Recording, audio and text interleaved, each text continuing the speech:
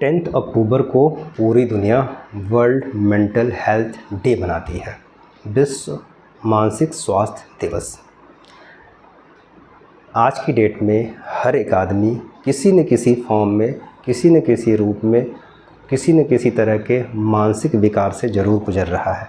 थोड़ा कम, थोड़ा ज़्यादा, थोड़ा बहुत ज़्यादा।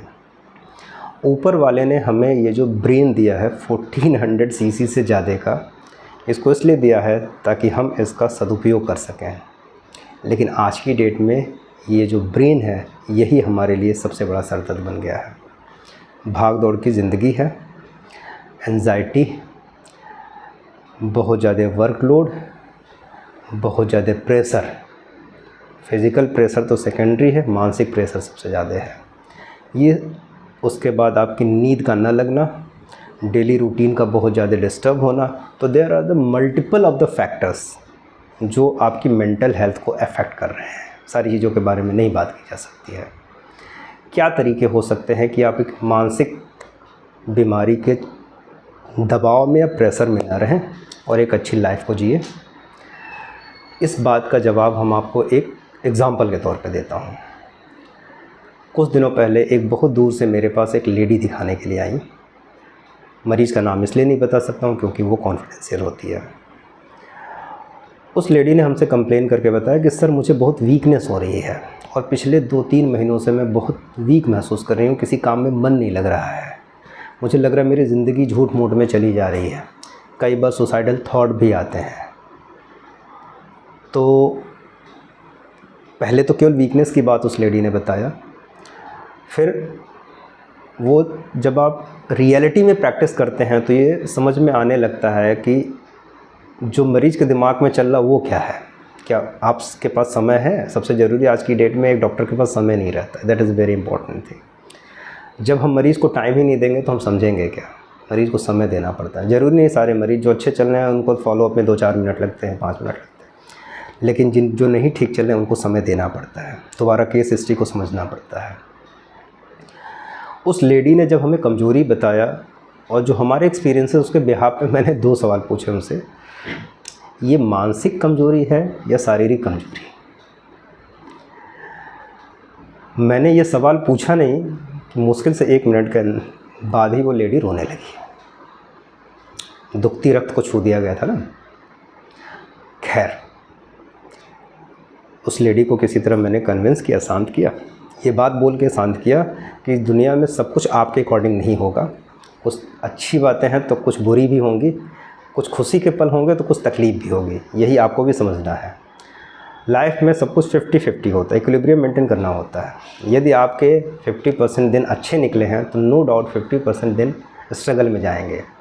और एक बात तो श्योर है, यदि ऊपर वाला आपका ज़्यादा टेस्ट ले रहा है और आप ज़्यादा परेशान हैं, इसका सीधा मतलब यह है कि आप टेस्ट देने लायक हैं तभी तो, अदरवाइज़ बाकी लोगों की तरह सरेंडर करके आप बैठ जाइए।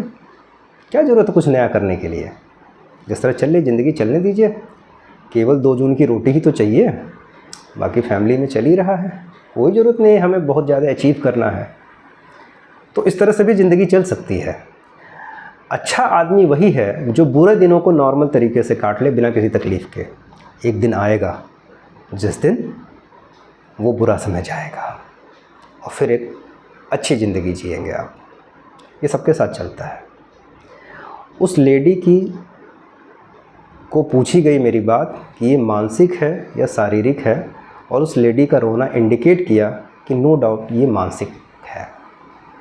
और क्यों ना हो, एक घर में एक 55 ईयर की एजेड लेडी का एक 27 साल का बच्चा जो बाइपोलर डिसऑर्डर से सफ़र कर रहा हो और उसकी लाइफ प्रेडिक्टेबल ना हो, सर्टेन ना हो आगे क्या होगा।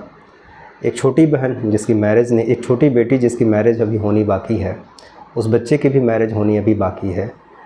बच्चा एक बहुत अच्छे इंस्टीट्यूशन से बीटेक करके अनएम्प्लॉयड है और वो मुश्किल से 1 हफ्ते भी सही से नहीं रहता है। एक माँ की कंडीशन को आप समझिए कि वो बच्चे को बोल भी नहीं सकती कि बेटा ये काम कर ले, क्योंकि उसको डर है कि कहीं बच्चा वायलेंट हो गया और घर में तोड़ फोड़ करने लगा तो वो हम कैसे बियर करेंगे। खैर, टोटलिटी बेस पे उस फीमेल को दवा दी हुई ज़्यादा दिन नहीं होगा, इसलिए हम फीडबैक भी नहीं बता सकते, लेकिन उम्मीद है कि उसको थोड़ा आराम मिलेगा। लेकिन क्या जो घर की कंडीशन है वो स्टेबल है कि उसको हमेशा आराम मिला रहेगा? तो इसलिए हमें समय समय पर उसकी काउंसलिंग भी करनी पड़ेगी। ये बताना पड़ेगा कि जो चल रहा है उसको आप विधि का विधान मान लीजिए और चीज़ें एक समय के बाद ठीक होंगी। वो बच्चा कभी हमारे ट्रीटमेंट में था, 3 महीने तक काफ़ी स्टेबल भी बना रहा, लेकिन नो डाउट इस तरह के साइकेट्रिक इलनेस में एक लंबा टाइम लगता है सही होने में, तो वेट एंड वॉच तो करना ही पड़ेगा।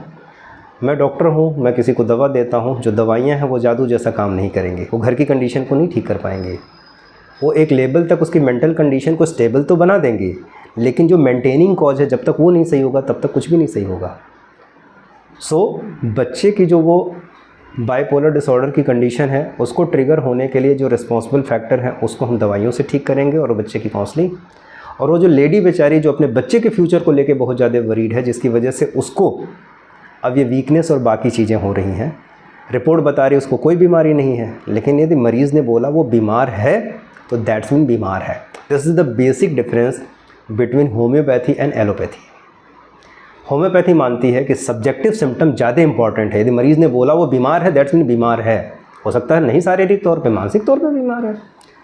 और एलोपैथी बोलती है कि हमने सारे इन्वेस्टिगेशन करवा लिए और हमें कहीं फाइंडिंग नहीं मिली, दैट्स मीन वो झूठ बोल रहा है, वो बीमार नहीं, उसको साइकेट्रिक डिपार्टमेंट में दे दो और साइकेट्री वाले उसका इलाज करेंगे, जबकि ऐसा नहीं है। होम्योपैथिक दवाइयाँ सेफर साइड की ड्रग्स होती हैं, बिना किसी साइड इफ़ेक्ट के यदि सही तरीके से इलाज किया जाए। ज़रूरी ये है कि मरीज़ का भी ट्रस्ट हमेशा बना रहे ना, वो ट्रस्ट एक दिन में डेवलप नहीं होगा, उसके लिए हमें भी मेहनत करनी पड़ेगी। तो आज की डेट में मेजॉरिटी ऑफ द लोग मानसिक बीमारियों से सफ़र कर रहे हैं, कोई कम कोई ज़्यादा। अब ये देखना ज़रूरी है कि किस लेवल पे आप अपने आप को देखिए।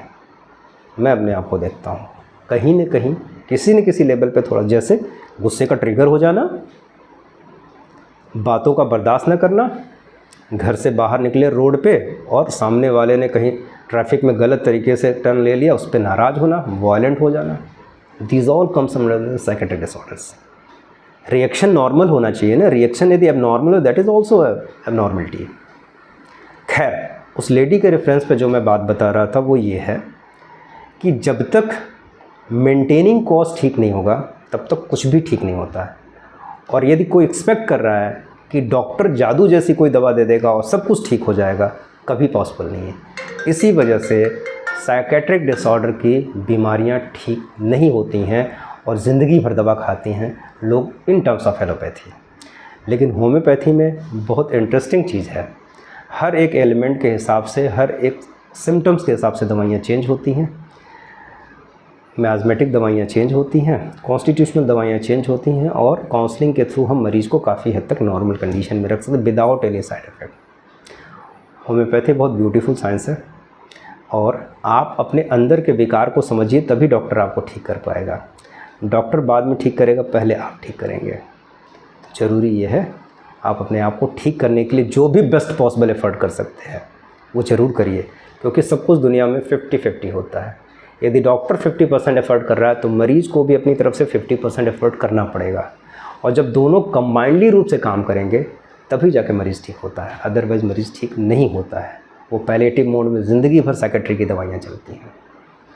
होम्योपैथी की ब्यूटी को महसूस करिए और यदि महसूस करते हैं तो लोगों से शेयर भी करिए। Thank you very much.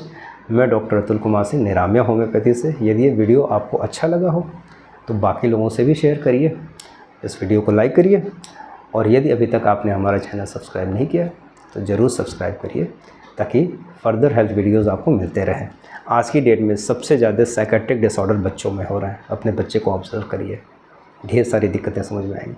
Over pampering आज की डेट में बच्चों को बिगाड़ रहा है और मोबाइल सबसे बड़ा कॉज है। ध्यान दीजिए ताकि आने वाली जनरेशन ठीक मिली रहे। Thank you very much.